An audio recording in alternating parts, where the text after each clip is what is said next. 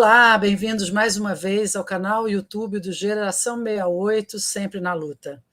Aqui vamos começar mais um programa 64 mais 60. Os 60 anos do golpe militar de 1964, que a gente comemora agora em março de 2024. Na realidade, em 1º de abril. Eu sempre digo que o golpe militar de 1964 já começou com uma fake news, né? Hoje nós vamos entrevistar a Marijane Lisboa. Marijane é socióloga, é professora doutora da Pontifícia Universidade Católica de São Paulo e membro docente do programa de pós-graduação em Geografia dessa universidade, da PUC-SP. Marijane tem uma história interessante para contar para a gente sobre a sua experiência no Brasil durante o golpe e depois no exílio, no Chile, no México e na Alemanha. Marijane, é um prazer enorme estar com você aqui, e eu convido também a nossa companheira do G68, Tuta Magaldi. Tuta e Marijane, amigas de longa data, e que juntas também estiveram desde o início na formação do movimento G68. Então, Marijane, muito obrigada pela sua presença, mais uma vez, porque a gente já teve encontro aqui na época das entrevistas da série Armadilha, do Jean-Marc, então, muito obrigada mais uma vez por estar aqui conversando com a gente. O objetivo desse programa não poderia deixar de ser lembrar de uma maneira muito clara, muito verdadeira, muito séria, né? Essa verdade histórica que a gente viveu durante os 21 anos de ditadura militar e que quase que a gente caiu nessa esparrela novamente na época do governo Bolsonaro. Eu queria saber, para começar, Marijane, eu acho que você era jovem quando o golpe se deu, mas quando é que você se deu conta de que estávamos numa ditadura militar? Bom, isso eu me dei conta muito cedo, porque, Cecília e Tuta, eu venho de uma família de esquerda. Então, assim, meu pai foi líder sindical, minha mãe era muito interessada em política, de modo que, desde... Eu acho que assim, a morte do Getúlio já era uma coisa que me impressionou muito. Eu tinha 7 anos de idade. E tanto que teve um episódio meio... Hoje, eu te olhando, ridículo, né? Eu não entendia nada do que se dizia em casa e depois, no dia seguinte da morte dele, teve aula, ou 2 dias depois, não me lembro mais, e a professora fez uma roda com as crianças para discutir o que tinha acontecido. E aí, o presidente Getúlio suicidou. E eu falei, o Lacerda matou o Getúlio. E aí, como matou? Não, ele se suicidou. Mas é que, na interpretação política da minha casa, o Getúlio tinha morrido em função das denúncias da campanha infamante que o Lacerda tinha feito contra, obviamente, que era uma expressão metafórica, né? Mas eu, como criança, aos 7 anos de idade, não podia entender o que era isso. Acompanhei depois, quando o Jânio renunciou, bom, acompanhei acho que tudo, a eleição de Juscelino, etc. Depois, quando o Jânio renunciou, e aí o Brizola organiza aquela cadeia pela legalidade, tudo isso foi participado da minha casa ativamente. Inclusive, tinha uma expressão que, antes de eu entender o que era isso, que era a expressão o golpe. Eu vi a minha mãe falar assim, conversar com os vizinhos. O prédio era um prédio de esquerda, era um prédio construído pelos sindicatos bancários. Tinha muitos comunistas, inclusive. O próprio Agildo Barata morava lá, já estava doente. Isso em São Paulo, né, Marijane? Não, Rio de Janeiro. No Rio de Janeiro. Tá, beleza. Nascido em Botafogo. Então, assim, a minha mãe falava muito, golpe, vai vir um golpe. Para mim, golpe era assim, uma espécie de onda, uma onda bem forte, assim, que derrubava todo mundo. Mais tarde eu fui entendendo, né, que era alguma coisa política. Então, quando chega o governo do Jango, em casa participadíssimo, eu já pertencia à Liga Feminina Neuza Brizola, eu era mais jovem, membro dessa liga com um monte de mulheres lá. Nós fomos acompanhando, né, a situação que cada vez foi ficando mais tensa, mais tensa. Determinado momento em que o Eu me lembro, por exemplo, da grande manifestação do comício da sexta-feira 13, na Central do Brasil. O meu pai, minha mãe, eu e minha irmã assistirmos, né, o comício. Mas, curioso, assim, eu me lembro que o meu pai, que era um homem com muito mais experiência política que a minha mãe, quando aconteceu aquele episódio da revolta dos sargentos e que depois o Jango Goulart dá anistia, o papai falou assim, muito preocupante, porque isso pode fazer com que os militares fiquem se sentindo desautorizados, porque a questão da obediência, da hierarquia, né, dentro do exército é muito importante. Minha mãe não, minha mãe estava querendo fazer a revolução, acompanhava lá todo o Brizola e, enfim, todos os movimentos lá pró-reforma agrária. O resultado foi, né, que vem 64. Nós, de fato, só tomamos conhecimento, como a Cecília falou, no dia 1º, parece que os primeiros tanques foram postos na rua no 31, mas dia 1º é dia do mentiroso, né? Então ninguém queria falar nisso. E a notícia chegando, eu morava ali no Flamengo, do Marquês de Abrantes, o prédio era um prédio que atravessava Marquês de Abrantes, a Senador Vergueiro. Num determinado momento, a gente ouve um ruído muito forte. E esse ruído muito forte são os tanques passando. Era março, né? Fim de março, abril, estava muito quente. O asfalto do Rio, da rua, né? Estava razoavelmente mole, pelo menos mole para um tanque, né? De modo que a primeira impressão que eu tenho do que é um golpe é alguma coisa muito, fisicamente, muito impressionante. Aqueles tanques passando, fazendo um ruído atordoante, que não era igual, nós morávamos no 9º andar de um prédio, não era no térreo. Isso, de fato, assusta minha mãe, assusta meu pai. Eles esperavam a possibilidade de uma reação vinda do Rio Grande do Sul, que nem tinha acontecido da primeira vez, quando o Jânio renuncia e os militares não quiseram deixar o Jango assumir. Então, era um tal de ouvir rádio para ver se vinha alguma notícia, etc. Não vinha, foi difícil obter alguma informação. Resultado, eu e a minha mãe resolvemos ir até o palácio ali da Guanabara, perto da nossa casa, é só subir ali, não me lembro mais como é que chamava, a Rua das Palmeiras, eu acho, até ali o palácio. E quando a gente chega no palácio, tem uma festa, né, dos golpistas, né?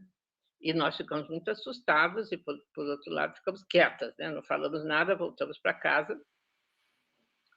E daí começa a suceder as notícias que vão chegando de vizinhos, conhecidos, amigos, que não sei quem foi preso, que teve enfrentamento na Cinelândia, que invadiram a sede da Uni, que puseram fogo na sede da Uni. Chega, eu acho que o Agildo Ribeiro, que era artista, filho do Agildo Barata, chega no apartamento dos pais dizendo, olha, puseram fogo em tudo, não sei o que, a gente saiu correndo de lá, etc. Enfim, a gente foi percebendo que a situação era diferente daquela da época da renúncia do Jânio, que acabou resultando, né, na condução do Jango. Claro que houve uma negociação, a gente sabe isso, né?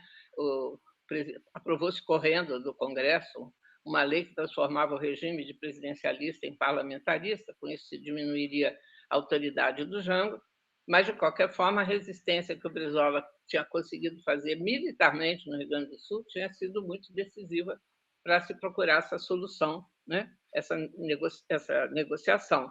E agora não era o caso. Né? Bom, e aí teve mais uma complicação no nosso prédio, que no nosso prédio moravam 6 chineses que pertenciam à embaixada chinesa e que estavam lá justamente começando as negociações, porque o Jango tinha restabelecido as relações com a China, etc., ou o Jânio, já não me lembro mais, mas, enfim, os homens estavam lá. Meu pai era presidente do Conselho de Moradores, que, nesse caso, esse prédio era um prédio com quase 200 apartamentos. Então, ser presidente do Conselho era uma tarefa assim, quase como ser um primeiro-ministro. Tinha o síndico e tinha o administrador, todos os 3 de esquerda. E tanto o síndico quanto o administrador foram comunicados de manhã cedo, bem de madrugada, 6 horas da manhã, sei lá o quê, que a polícia estava na porta e que queria prender os chineses. E aí tocava o telefone uns para os outros, né, para os 3, né? aquele telefone de antigamente, né, que a gente pegava assim, discava, e que, claro, a polícia não era capaz de ouvir, nem acho que pensava nisso ainda, né?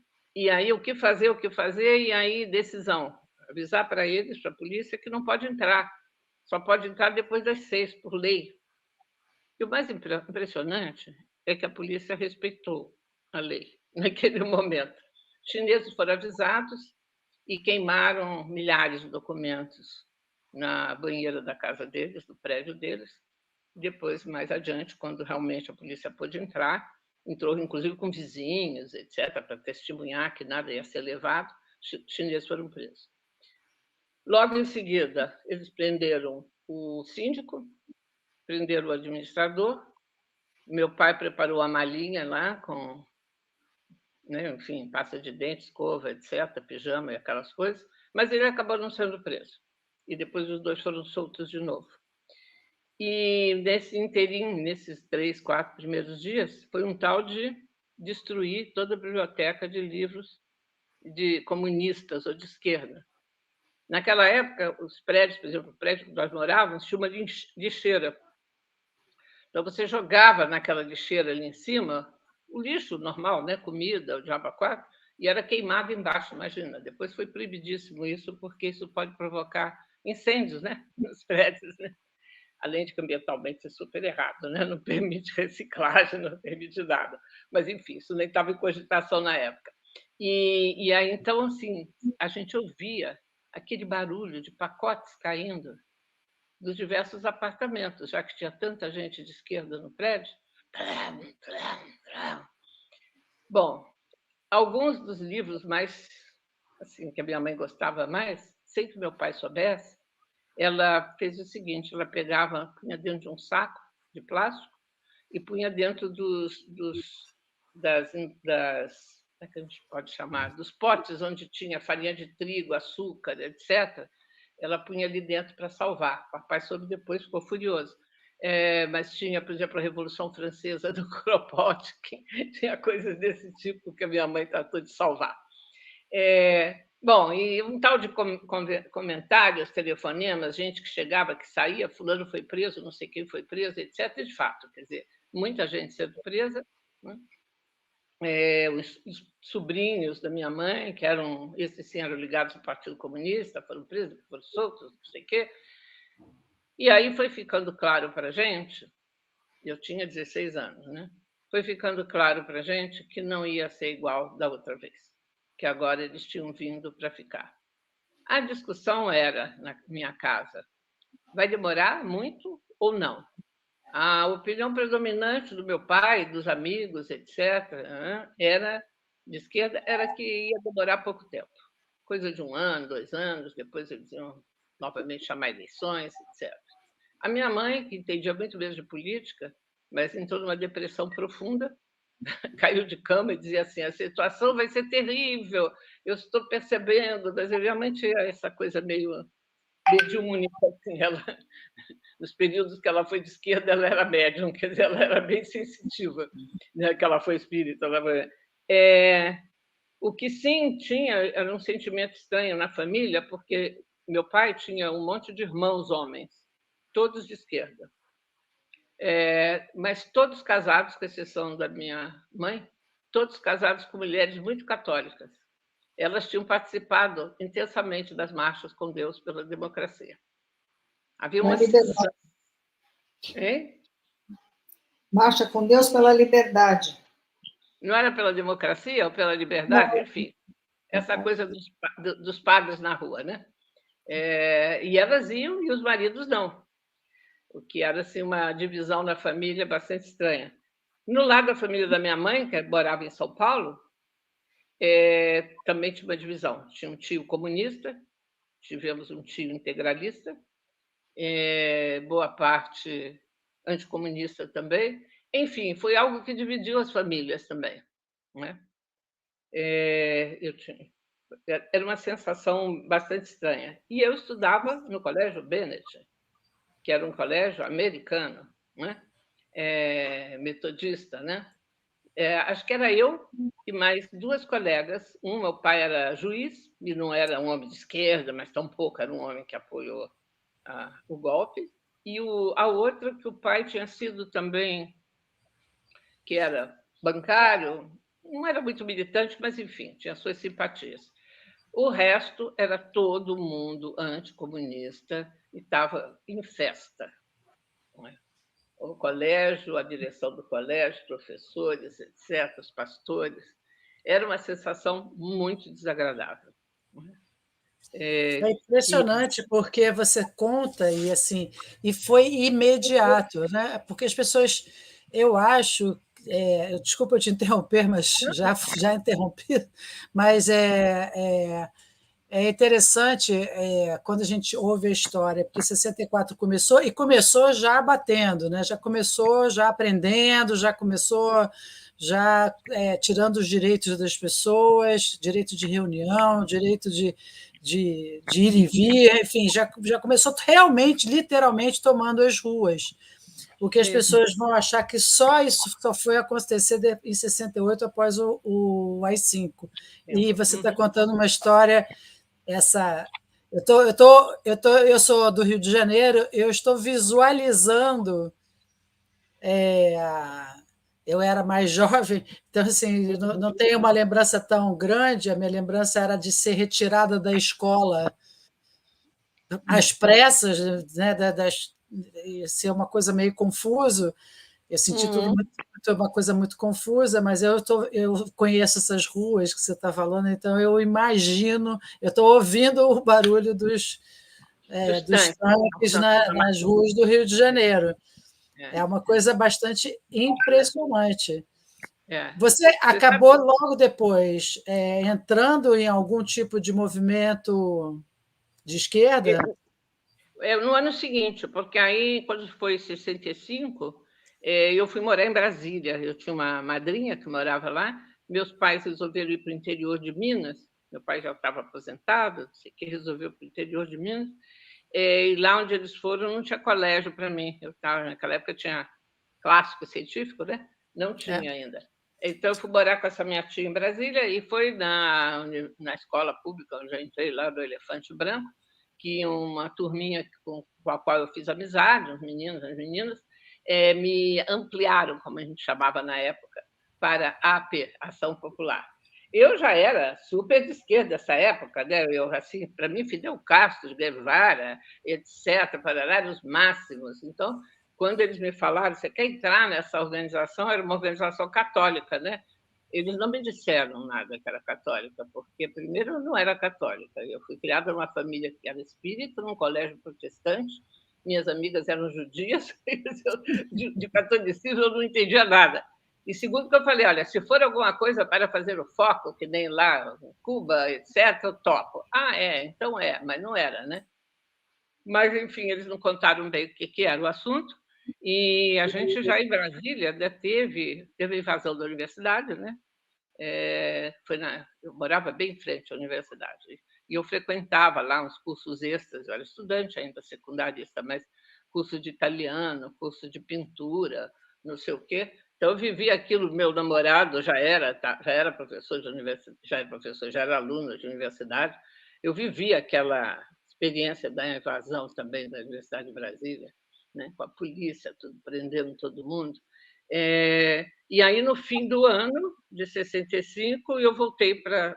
Meus pais desistiram de morar no interior, não se adaptaram, a família era toda reacionária, e eles eram considerados comunistas no interior, então voltaram para o Rio, e eu voltei para o Rio, já entrei no.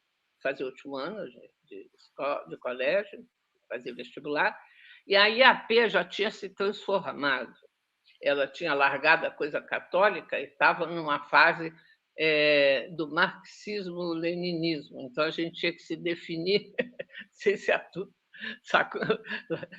saca mais ou menos essas histórias. Era assim, você tinha que dizer que era a favor, reconhecer duas coisas. Você era a favor do materialismo histórico e do materialismo dialético.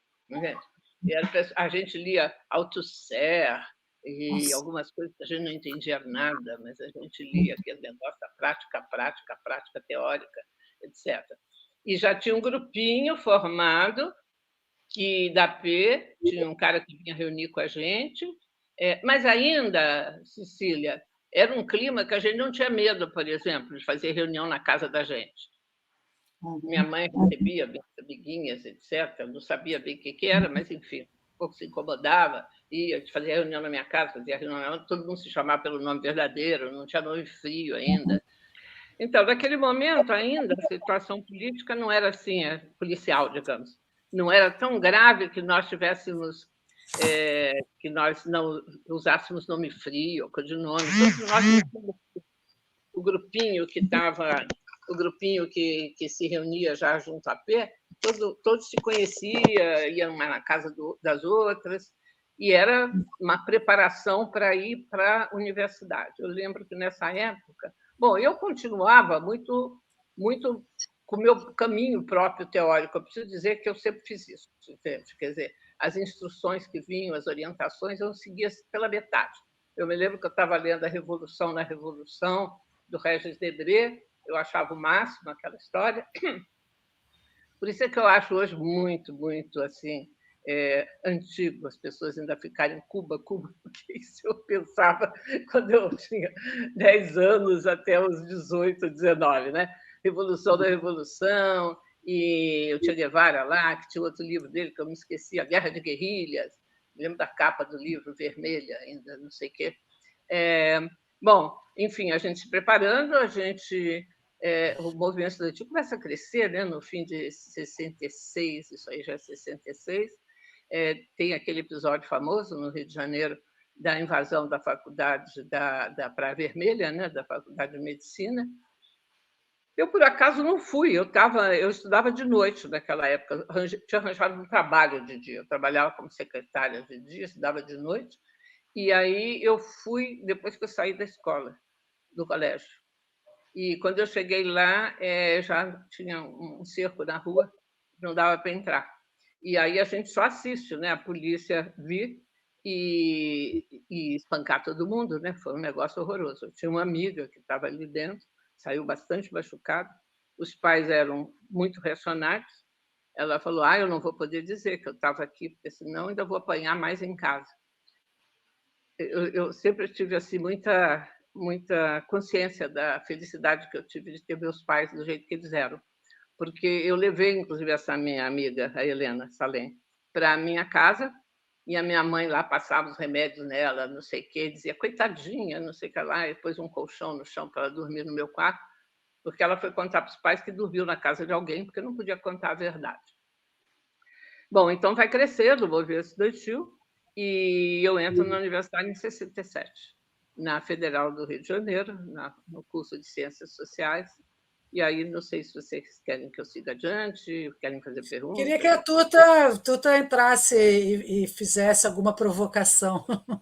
Nós estamos em 67, quer dizer, a gente já tem aí 3 anos de ditadura rolando, quase 68. Olha, podemos. A minha história é muito parecida com a sua, porque minha família também era de esquerda, e desde muito cedo meu pai foi médico de grandes líderes de esquerda, foi médico do Prestes, foi médico do Marighella. Então, era uma história muito presente na nossa casa, né? Quando eu entrei na faculdade, também entrei em 67, também encontrei a mesma questão das divisões e das dissidências e dos partidos e tal. Você participou nesse momento de centro acadêmico, de coisas desse tipo? Em 67, ainda não. Em 68, eu fui membro do centro acadêmico da faculdade. Mas em 67 eu já participava assim, no movimento. A gente fez aquela greve, né? Vocês devem ter feito aqui também, contra o Mercoside, aquela coisa de introduzir as mensalidades, né? E aí eu também, era eu e uma outra lá, a minha amiga, ela era a líder da turma, mas às vezes quando ela não podia falar ou ela estava doente, era eu que ia falar. Eu me lembro assim das minhas pernas tremendo para falar em público. Hoje eu digo, meu Deus, como é que eu podia, né? Hoje eu virei professora, etc., mas assim, aquele medo de falar, mas falava, né? Tinha que falar, falava, né? Então, sim, já participávamos bastante. O centro acadêmico era da dissidência, era o Marcos Medeiros, que era o presidente, mas uma pessoa ótima. Eu não sei, Tuta, sempre disseram, não sei se é verdade, que em São Paulo, vamos dizer, a hostilidade entre as entidades, entre as organizações do movimento estudantil, era grande, porque no Rio não era, embora a gente tivesse suas profundas diferenças, sabe, dissidência, PCdoB, PCBR, tudo, nós éramos amigos, assim, porque eu ia na casa do Marcos, entende? Enfim, a gente se dava todos, né? Nós nos dávamos muito bem, aliás, nos damos até agora, tanto que quando o Jean faz aniversário e resolve convidar a esquerda, convida ela inteirinha, de um grupo a outro, porque todo mundo ainda se dá como amigo, né? Enfim, então 67 foi isso, um ano a gente luta bastante, né? Em qualquer momento morre o Guevara, não é isso? Em outubro, se eu não me engano. 68 morre o Guevara. Foi 68, Mas assim, a sensação que a gente tinha era que a gente ia virar a coisa, né? Que a ditadura não estava tão forte assim, tanto que os movimentos estavam crescendo, né? O movimento estudantil estava crescendo em várias partes, né? Artistas, etc., né? Então, isso, eu participava bastante do movimento estudantil. Mas, politicamente, na P já começou a mudar a coisa. Aí começou, eu acho que entrar, não sei, também me confundo um pouco. Acho que o maoísmo foi 68 para 69. Foi acho que sim. Essa parte é interessante, o que você está colocando, e a gente, né, sabe, você tem toda a razão, que os movimentos estudantis estavam crescendo, não só os estudantis, mas os movimentos populares estavam crescendo nessa época, voltando a crescer nessa época, muito insatisfeitos com a política, principalmente a política econômica do governo militar. Não à toa, esse governo militar imprime o AI-5 em 13 de dezembro de 1968, uma maneira de voltar com uma repressão, quer dizer, fazer uma repressão mais dura, exatamente por causa do crescimento desses movimentos. E aí a história muda novamente. Eu acho, não sei se Tuta queria falar alguma coisa. Não, continue. Eu interrompo você se precisar. Eu acho, mas isso não era o que eu achava na época, a gente não tinha ideia, né? A gente achava que a coisa ia crescendo, crescendo. Bom, exatamente. Então, quer dizer, quando vem...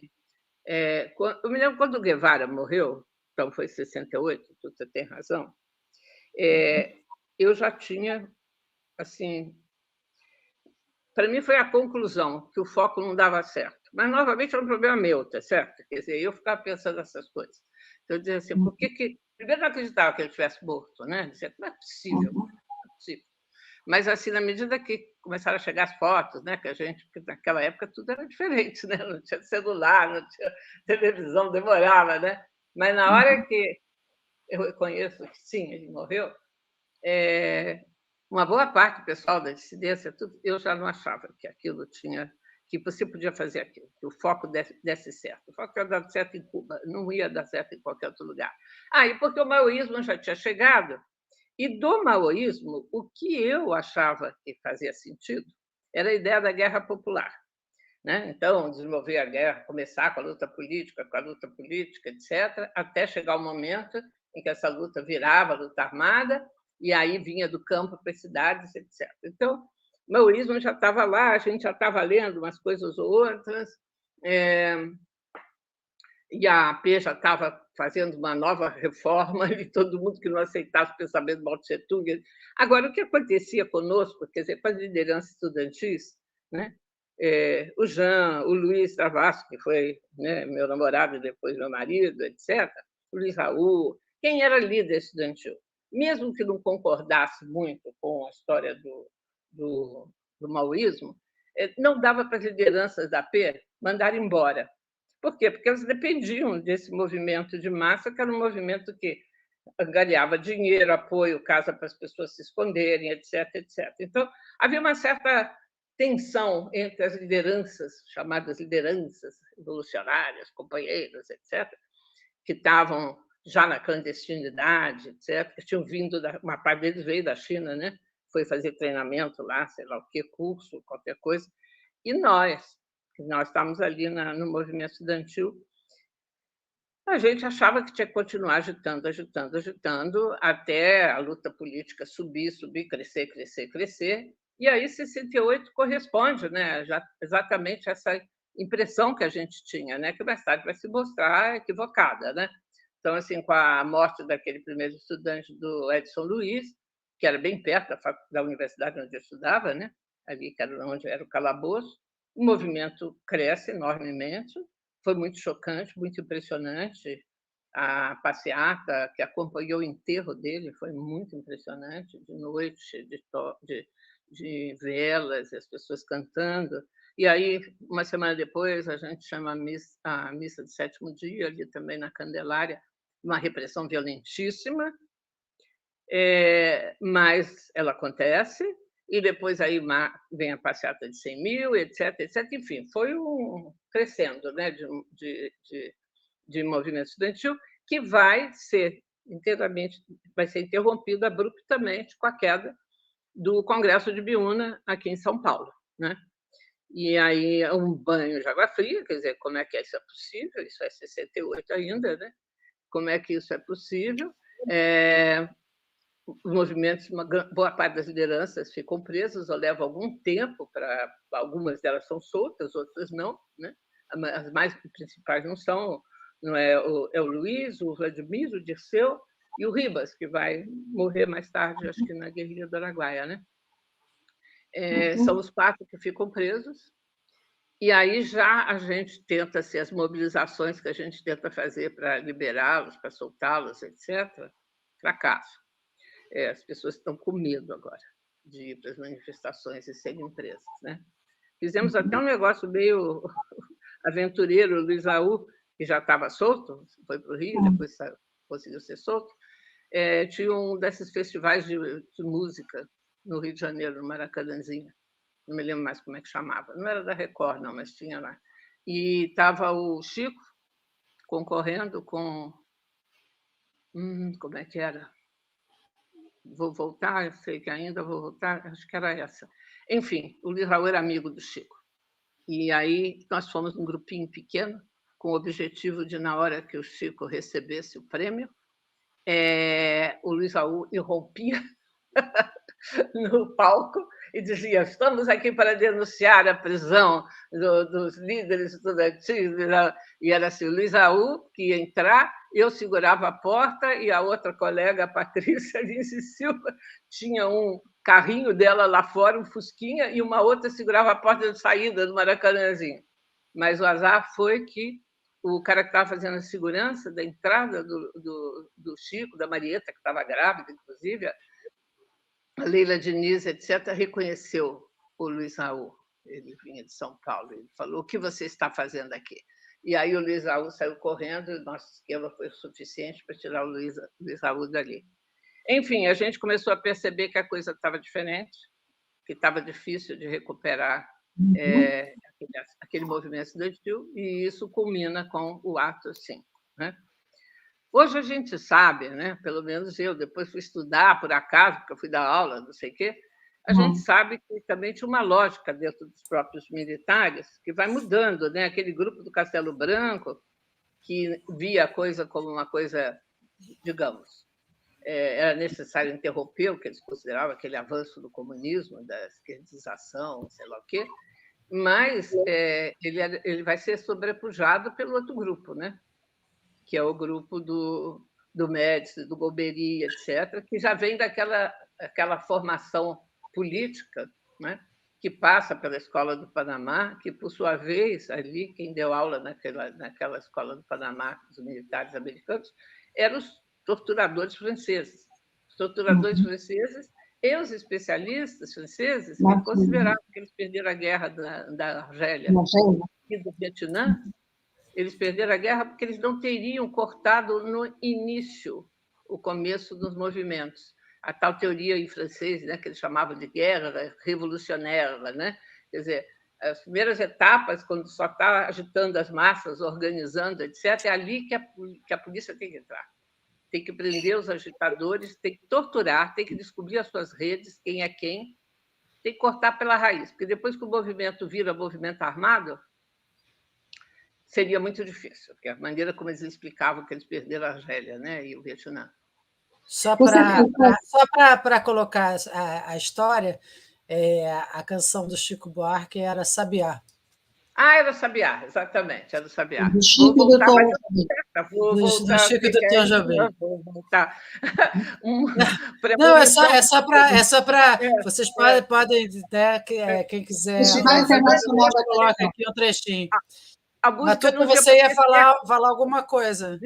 Eu ia perguntar se você concorda que os movimentos estudantis dos vários lugares, Rio Grande do Sul, São Paulo e Rio principalmente, foram uma força importante nessa mobilização toda, porque houve o decreto 477 para tirar os alunos da universidade, houve uma repressão grande dentro da USP, tinha uma repressão enorme, tinha vigilâncias. Na minha classe tinha um major, eu fui descobrir que ele era major, porque um dia eu fui convocar uma assembleia, a psicologia era muito pequena na USP, então a gente conversava, a gente convocava por telefone.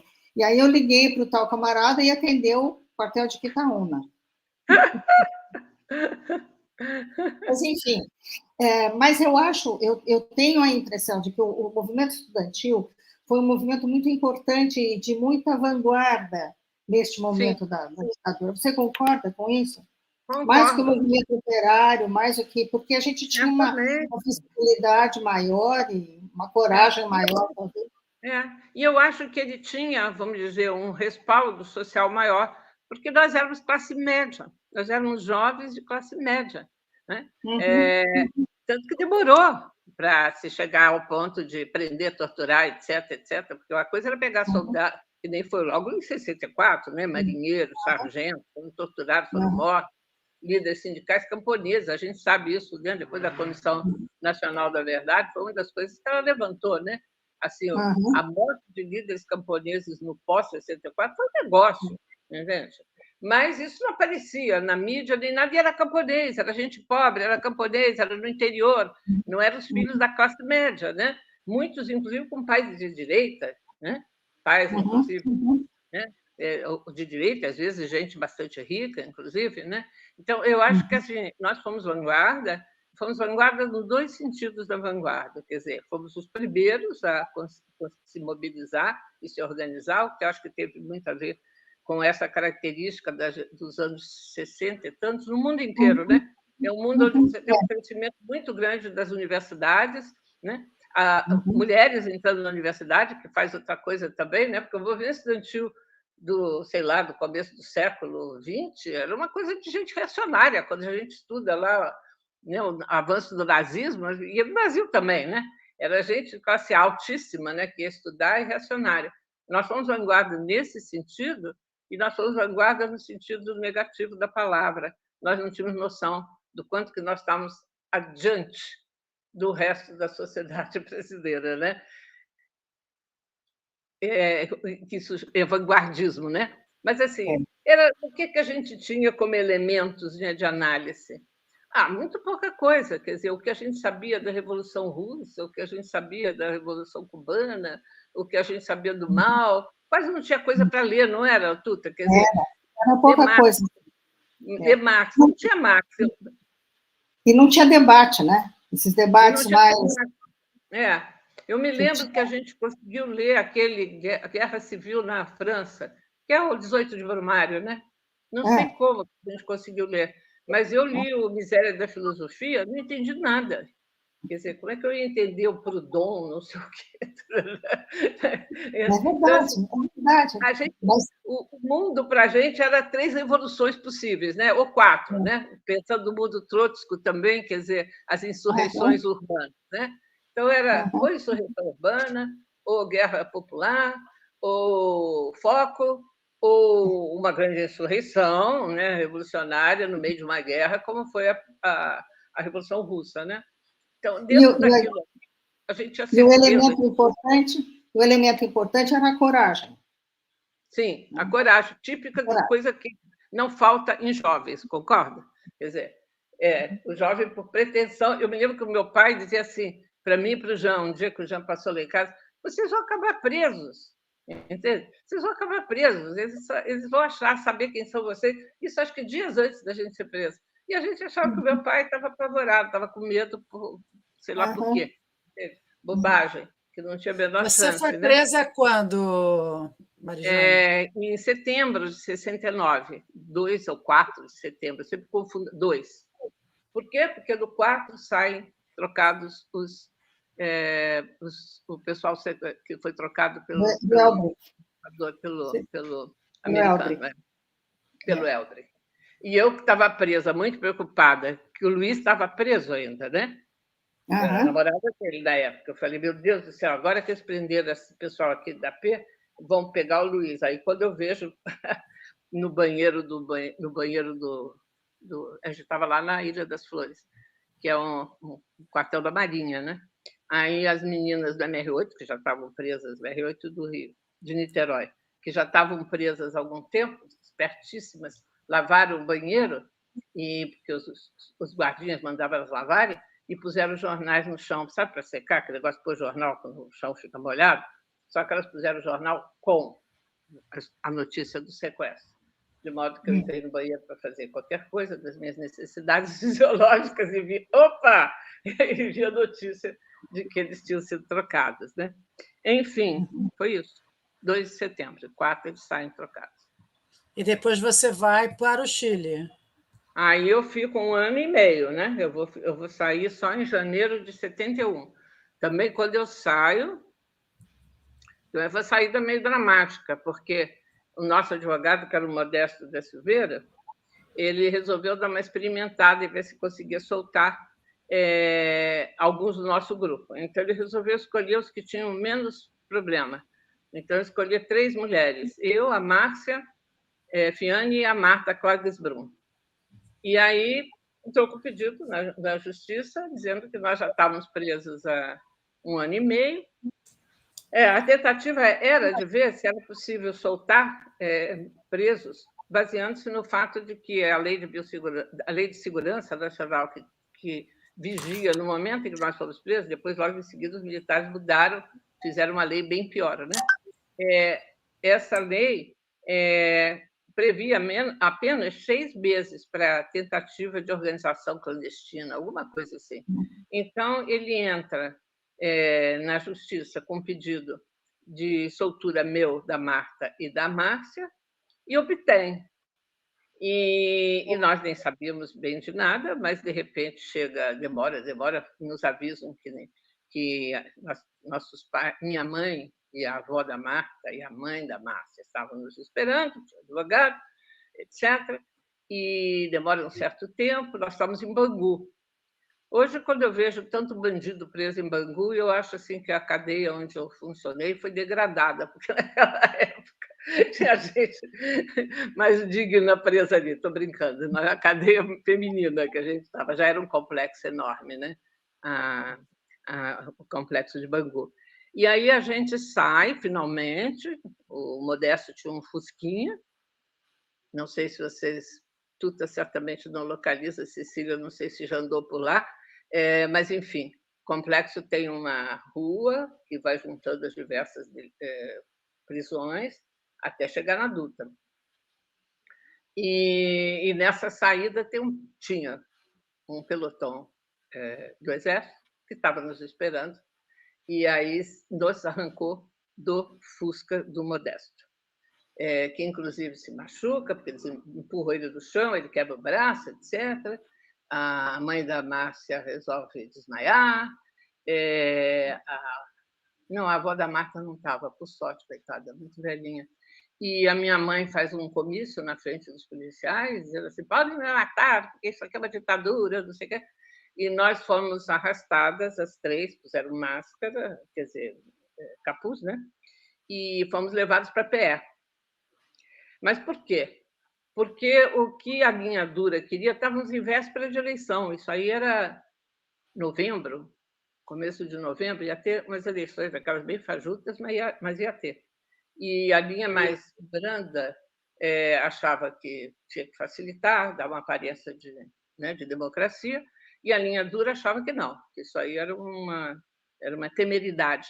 Resultado, então resolveram não aceitar essa decisão de nos soltar, que foi, na verdade, do Superior Tribunal Militar. É para ele que o Modesto tinha recorrido. E, então, quer dizer, foi um desacato à autoridade do Superior Tribunal Militar.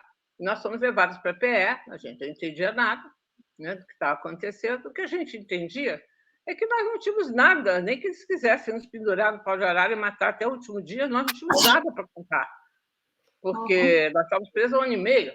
Né?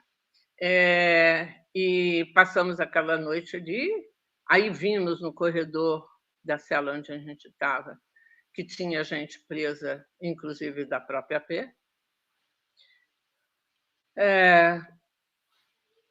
Ficamos, acho que uns 2 ou 3 dias numa cela ali em cima, sem que ninguém se preocupasse conosco, perguntasse nem nada, só comida, etc. Um dia, alguém abre a janelinha, pergunta quem é quem, depois fecha de novo.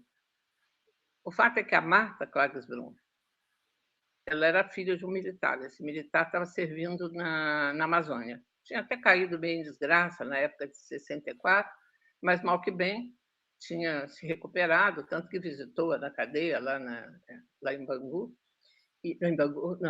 na Ilha das Flores, e provavelmente era ele que estava querendo saber onde é que estava a filha. E aí, uns 3 dias depois, nós fomos sequestradas, assim, põe um capuz de novo, e levados para uma delegacia comum, também sem saber por quê, também os delegados e os policiais lá não sabiam o que nós estávamos fazendo lá, tudo era muito estranho. Por sorte, também jogaram um monte de jornal no chão, porque a delegacia, da possível, era um negócio horroroso, assim, uma coisa áspera ao chão, difícil de dormir. E aí os delegados lá, os policiais, arranjaram os jornais, e nos jornais tinha uma história. Eu tenho um primo, acredito que ele esteja vivo ainda, ele trabalhava no Jornal do Brasil. E, embora a mãe dele fosse de direita, mas meu tio não era, né? Ele pôs uma notícia no setor policial do jornal de que 3 jovens estavam sumidas.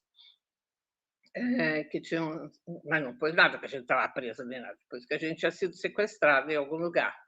E o resultado é que nós entendemos, então, o que tinha acontecido conosco, e, algum tempo depois, nos devolvem para a PE, novamente, e, num certo dia, que acho que era um dos piores torturadores lá, nos chama e diz assim: vocês vão sair.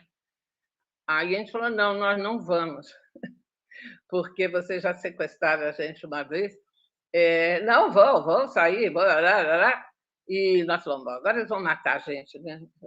A gente não me lembro se assim, não, ainda não tinha acontecido a história do Rubens Paiva, não. Mas, enfim, a gente temia isso. Só que eles puseram num carro que tinha até janela, um camburão, tinha janela, quer dizer, de vidro, né? E nos perguntaram para onde é que nós queríamos ir.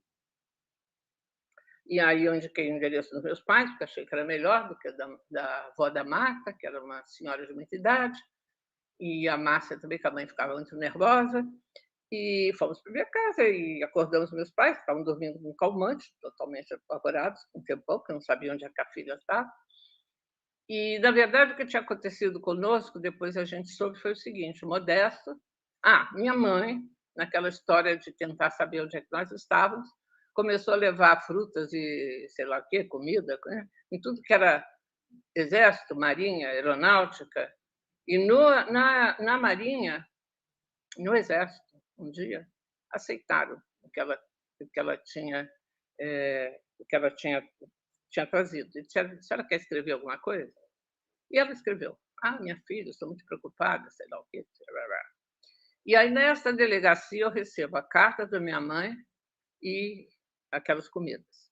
E aí o delegado falou: pode responder, mas não pode dizer onde está. Aí eu respondi, mas só que eu descrevi a cela da PE. Não disse que era PE, mas eu descrevi a cela, a janela, etc. E quando a mamãe pegou a carta, o Enio Silveira, que era diretor, né, da Civilização Brasileira, falou: foi nessa cela que eu tive presa, lá na PE, na Barão de Mesquita.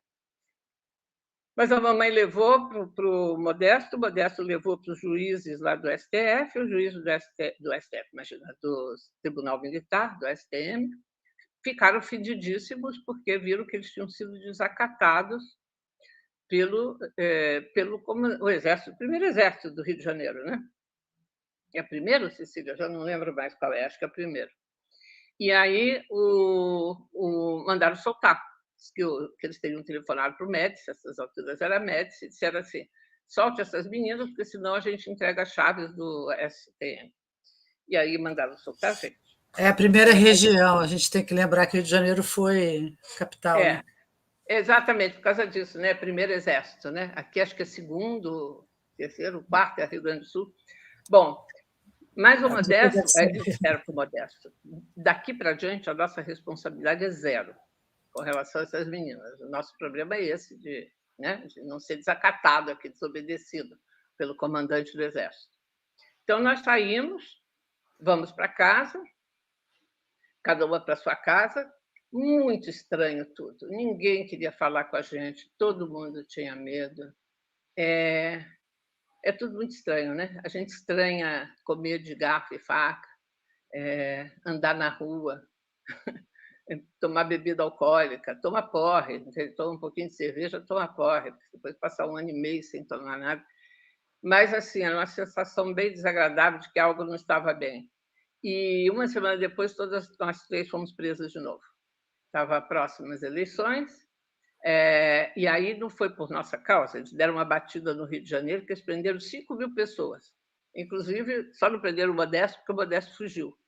Mas prenderam 5.000 pessoas. Só que dessa vez a gente foi para o DOPS do Rio, e também assim não acontecia nada, ninguém chamava a gente para falar coisa nenhuma, a gente não sabia o que estava acontecendo, até que um determinado dia o delegado chama a gente e diz: vocês vão sair. A gente falou: agora que a gente não sai, porque vai ser a terceira vez, toda vez a gente é sequestrado, levam para algum lugar, a gente só sai com a nossa família, com o advogado na porta, etc. E o delegado desesperado para a gente ir embora. A história que está por trás disso é o seguinte: minha mãe fazia um curso de pintura de cerâmica com uma senhora e várias outras senhoras, e uma dessas era amante do secretário de Segurança do Rio de Janeiro. E ela contava esse drama todo: minha filha está presa, não sei quem, foi presa de novo, foi presa de novo. Ela sabia que a cara era... Né? E aí a cara falou: eu vou falar para fulano mandar soltar a sua filha. Aí ela falou: não adianta, porque ela só vai sair se as amiguinhas saírem também. Então, por isso é que o delegado queria que a gente fosse embora. Nós fomos, de fato, chegaram as nossas famílias, chegaram os advogados, e nós fomos embora. Mas aí uma dessas falou: olha, nem pisar em casa, vocês vão já para a casa de pessoas que eu já arranjei, para vocês ficarem escondidas, e dali a gente vai arranjar uma embaixada para vocês irem. O Allende já tinha ganhado as eleições, e aí eu tinha um tio que ficou encarregado de fazer os contatos, e, de fato, o encarregado lá, o conselheiro, o embaixador mesmo, era um cara de direita, mas o segundo cara já era um cara de esquerda. E ele fez contato com o Chile, etc. Veio um telegrama do Allende, que a gente tinha até uma certa época, que dizia: por razões humanitárias, peço receber essas 3 jovens. E nós entramos na embaixada, um certo dia, disfarçadas, de perucas e um monte de coisa que a gente arranjou, porque a gente tinha medo que o prédio estivesse sendo vigiado, acho que não estava. E entramos na embaixada, e ali nós ficamos na cozinha da embaixada. Era um prédio grande, tinha 2 andares, ali na Barão do Flamengo, vai dar na praia ali. Nós ficamos ali por uma dificuldade enorme, que era o governo brasileiro não dava salvo-conduto para nós sairmos. Até que houve o sequestro do embaixador. E aí começou, que foi pertinho de onde a gente estava, né? Me lembro que teve alguém que veio nos visitar e chegou todo esbaforido, contando que tinha acontecido alguma coisa, que estava cheio de polícia, não sei o quê. E aí pediram ao Chile que aceitasse. Não era embaixador, nós já estamos falando do sequestro do suíço, né? Do suíço. E aí... Já tinha havido o sequestro do alemão. Hã? Já tinha havido o sequestro do alemão. Já tinha havido o sequestro do alemão. A gente já estava na cadeia quando teve o sequestro do alemão. E aí eles pediram para o Chile aceitar. O Chile falou, sim, podemos aceitar, mas nós temos 3 moças aqui que precisam sair, tem mais um rapaz que tinha chegado, tinha mais 2 médicas que estavam, acho que, na residência, não sei de quem. Tem que dar também salvo-conduto para eles. E foi assim. Inclusive, na embaixada, a gente ficava acompanhando os nomes, porque não sei se vocês lembram que aquela coisa, a ditadura já estava tão confiante que ela recusou vários nomes de pessoas que iam ser trocadas. E aí o tal secretário subia e dizia, quem é fulaninho? Quem é ciclaninho? Vocês sabem? A gente, fulano, ciclano, não sei o quê. Enfim, e aí, no determinado dia, antes da ida dos 80, a gente sai da embaixada, jornalistas, etc. Quer dizer, isso ainda tinha, né? Saía foto, etc. E fomos para o aeroporto, para Guarulhos, entramos no avião da LAN Chile. Aí teve um episódio curioso, que foi assim, saiu o cônsul, né, que era esse cara que nos acompanhava, puxaram uma cortininha, aquela cortininha que tem na entrada, assim, da passagem do elevador, do avião, e eu olho por baixo da cortininha e vejo... Bom, a porta abriu, ouvi o ruído de novo, e aí vejo 2 coturnos militares. Vieram nos pegar aqui na saída. Aí ouço também barulho de novo, né? Sei que, discussão, porque o cônsul viu, que depois que ele se afastou, que vem um jipe com os militares. Aí ele voltou e mandou os caras saírem. E aí os caras saíram, ele veio, explicou para a gente o que tinha acontecido, etc., que a porta ia ser fechada, chamou o comandante, o Diaba 4, e aí fechou tudo. E aí a gente ficou esperando a saída do voo. Veio o aeromoço lá, aí eu perguntei assim, quando que vai sair o voo? Não sabia falar espanhol. Aí o cara falou, al tiro. Al tiro é uma expressão em espanhol, quer dizer já. Como al tiro?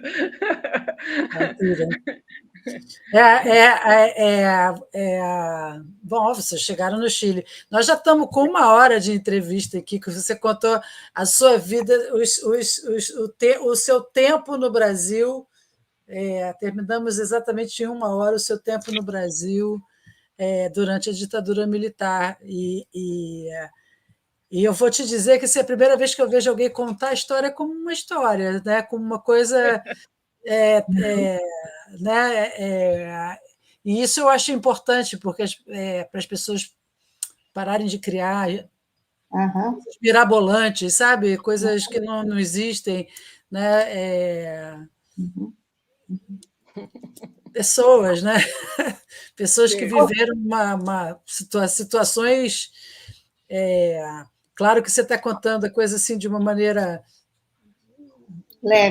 leve e tal, e a gente sabe, a gente imagina, né? Eu, por acaso, imagino o quão duro deve ter sido esse 1 ano na cadeia, principalmente sendo uma mulher. A gente sabe muito bem que ser mulher ainda, né, em todos os lados, é muito complicado. A gente sabe que as mulheres pagaram muito caro pelo fato de serem mulheres, sendo de esquerda e sendo, né, participando disso. Então, assim, eu só posso agradecer, né, toda a luta. Nós perdemos, mas a gente ganhou muita coisa. Então, eu queria que você terminasse, Marijane. Assim, nós perdemos porque a ditadura continuou, depois, obviamente, você foi para o exílio, teve anistia, voltaram do exílio, né? Mas você é uma pessoa, imagina, professora doutora da Pontifícia Universidade Católica de São Paulo. Isso não é, isso é um privilégio, né? Porque ser doutor no Rio de Janeiro, ser no Brasil é um privilégio, né? Ainda, né? A educação é uma coisa e é muito interessante, né? Que todo esse movimento estudantil, todo o movimento estudantil e todas as pessoas que a gente conversa e eu que participei depois na outra fase, né? Na fase depois, como que se lia e que se estudava e que tentava se sim. conhecer as outras experiências de outros lugares, né? Quer Mas dizer, a essa gente tinha coisa muito, de não ser mas a na gente tinha muito pouca informação, né? Eu considero que a minha educação política foi feita um pouquinho no Chile, porque eu já achei muita coisa para ler. Fui ler Mao, fui ler Lenin, fui ler não sei o que troço, mas foi na Alemanha. Na Alemanha, e na Alemanha, assim, não só lendo, mas indo do outro lado. Eu estava em Berlim Ocidental, eu ia em Berlim Oriental. Assim, a minha perda da crença que o socialismo como tal, né, organizado dessa maneira, possa dar certo, é visual. É vendo o que era o outro lado, tá certo? Né? E já Você peguei aquele experimentou. movimento de comunismo, de crítica, de tudo isso. Eu li Marx, assim, eu realmente conheço muito bem Marx, estudei Marx bastante na Alemanha, mas eu entendi que ele escreveu numa outra época, tá certo? Ele fez uma bela análise do capitalismo, etc., mas não é para a gente achar que ele é guru e que ele ia saber para onde que a gente teria que ir cento e tantos anos depois, ou 100 anos depois, ou sei lá o quê, né? A minha educação política, realmente, eu devo à Alemanha, entende? Foram 7 anos de Alemanha, quer dizer, com bolsa de estudo, universidades ótimas de esquerda, né?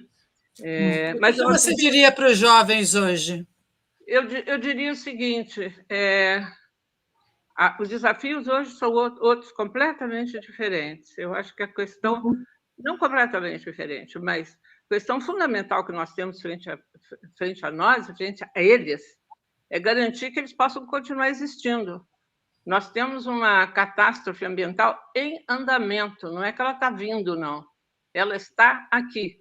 E do jeito que nós estamos nos iludindo, ou nos deixando iludir com vamos fazer isso, vamos fazer aquilo, vamos fazer reciclagem, vamos fazer carro elétrico, vamos fazer não sei o que lá, essa tragédia que a gente está vendo na televisão todos os dias, Belo Horizonte agora, né? Tudo se repetindo num monstruoso. Então, isso vem junto com uma ameaça de regimes de direita, até porque toda vez que não há alternativa, ou que parece que não há alternativa, né? A alternativa de direita, de pôr a culpa nos outros, dizer que a culpa é dos estrangeiros, a culpa é disso, daquilo, é a solução mais fácil, né? Que a gente vê crescer a direita no mundo. Então, eu diria o seguinte, que os jovens têm que sair por aí a defender o seu direito de existência, tá certo? Porque não se trata de outra coisa, é de existência. E eu diria, Cecília, que nós não perdemos. O que nós perdemos, que luta nós perdemos, ao adotar uma estratégia que não podia dar certo. Óbvio que não tem como vencer uma ditadura na base de uma luta armada. Quando a gente analisa as revoluções que a gente achava que deram certo no meio de uma guerra. Ou Cuba, que era um negócio pequititinho, que não era a primeira vez nem a última que acontecia isso. Derrubar uma ditadura é algo muito, muito difícil.